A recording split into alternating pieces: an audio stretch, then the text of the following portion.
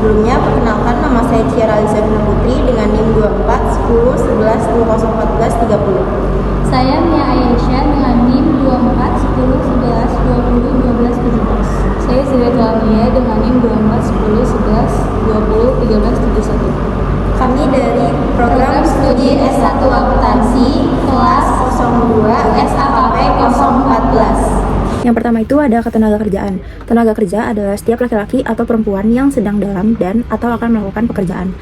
Kemudian yang dimaksud ketenaga kerjaan adalah segala hal yang berhubungan tentang tenaga kerja pada waktu sebelum, selama, dan sesudah masa kerja.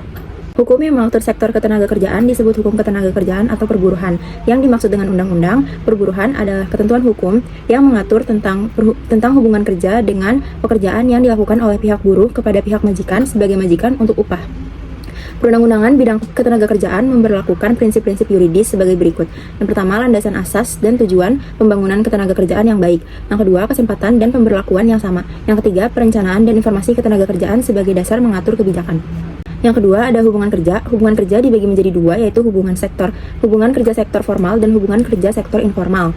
Perjanjian kerja dibuat berlandaskan kepada prinsip-prinsip sebagai berikut. Kemauan bebas dari kedua belah pihak, kemampuan atau kecakapan kedua belah pihak, adanya pekerjaan yang dijanjikan, pekerjaan yang diperjanjikan dapat tidak bertentangan dengan ketertiban, kesusilaan, dan ketentuan perundang-undangan yang berlaku.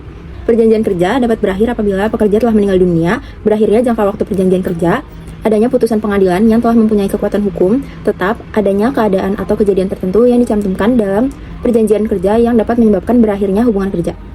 Yang ketiga ada hubungan industrial. Hubungan industrial adalah suatu sistem hubungan yang terbentuk antara para pelaku dalam proses produksi barang atau jasa yang meliputi pengusaha, pekerja, dan pemerintah. Hubungan industrial meliputi pokok-pokok kerjasama. Yang pertama itu kerjasama produksi, kedua kerjasama keuntungan, dan terakhir kerjasama dalam tanggung jawab.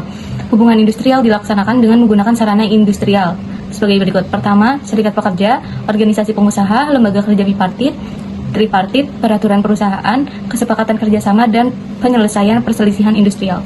Selanjutnya ada pengupahan dan kesejahteraan pekerja. Pengupahan adalah bahwa setiap pekerja tanpa membedakan jenis kelamin berhak untuk memperoleh penghasilan yang layak bagi kemanusiaan. Ketika perusahaan telah pailit atau likuidasi, maka berdasarkan dari peraturan perundang-undangan, kewajiban yang harus didahulukan oleh perusahaan tersebut adalah pemenuhan upah yang masih terhutang. Pada prinsipnya, upah dibayar sebagai imbalan dan prestasi kerja dari pihak pekerja. Pengusaha tetap wajib membayar upah pekerja berdasarkan ketentuan ketenagakerjaan yang sudah diatur oleh perundang-undangan, meskipun terjadi hal-hal sebagai berikut. Telah terjadi sesuatu pada kesehatan kerja. Contohnya itu sakit. Pekerja izin tidak masuk bekerja karena berhalangan akan suatu urusan yang tidak bisa ditunda oleh pihak pekerja. Dan yang terakhir, pekerja terikat dengan suatu tugas atau kewajiban kepada negara sehingga mengharuskan pekerja tersebut tidak bisa melakukan pekerjaannya. Yang kelima, mogok kerja. Mogok kerja adalah tindakan pekerja secara bersama-sama menghentikan atau memperlambat pekerjaan sebagai akibat gagalnya perundingan penyelesaian perselisihan industrial yang dilakukan agar pengusaha memenuhi tuntutan pekerja. Selanjutnya, saya akan menjelaskan tentang pemutusan hubungan kerja atau PHK dan lockout. Pemutusan hubungan kerja atau PHK adalah pengakhiran hubungan kerja karena sesuatu hal tertentu yang mengakibatkan berakhirnya hak dan kewajiban pekerja dan pengusaha. Pemutusan hubungan kerja hanya dapat dilakukan oleh pengusaha setelah segala daya upaya untuk menghindarinya ternyata gagal.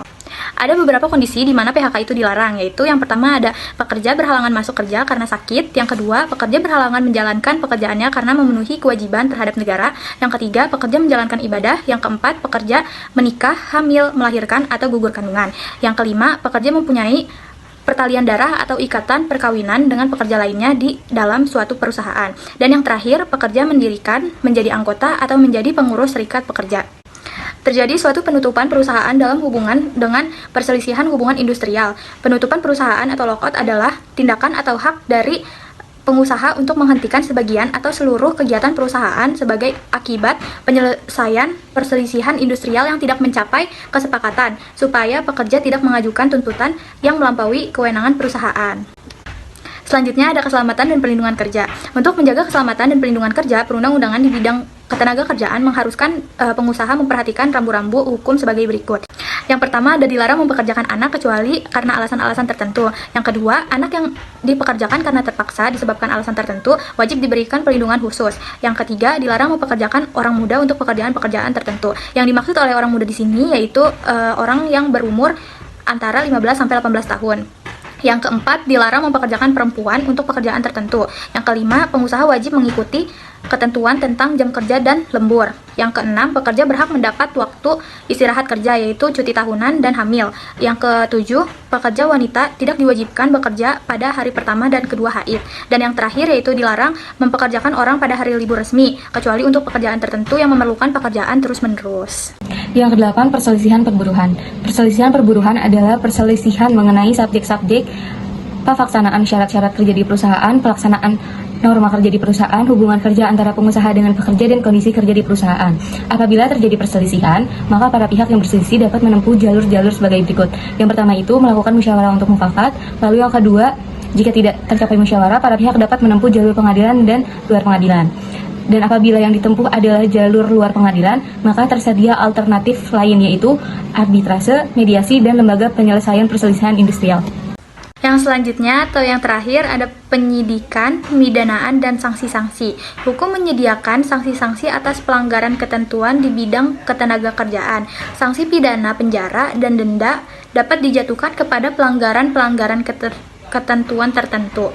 Yang besarnya hukuman bergantung kepada jenis pelanggaran yang dilakukan. Selanjutnya ada sanksi-sanksi administrasi tersebut adalah sebagai berikut. Yang pertama, teguran. Yang kedua, peringatan tertulis. Yang ketiga, denda. Yang keempat, pembatasan kegiatan usaha. Yang kelima, pembekuan kegiatan usaha. Yang keenam, pembatalan persetujuan. Yang ketujuh, pembatalan pendaftaran. Dan yang terakhir ada penghentian sementara sebagian atau seluruh alat produksi dan pencabutan izin. Sekian presentasi dari kami, kurang lebihnya mohon maaf. Wassalamualaikum warahmatullahi wabarakatuh.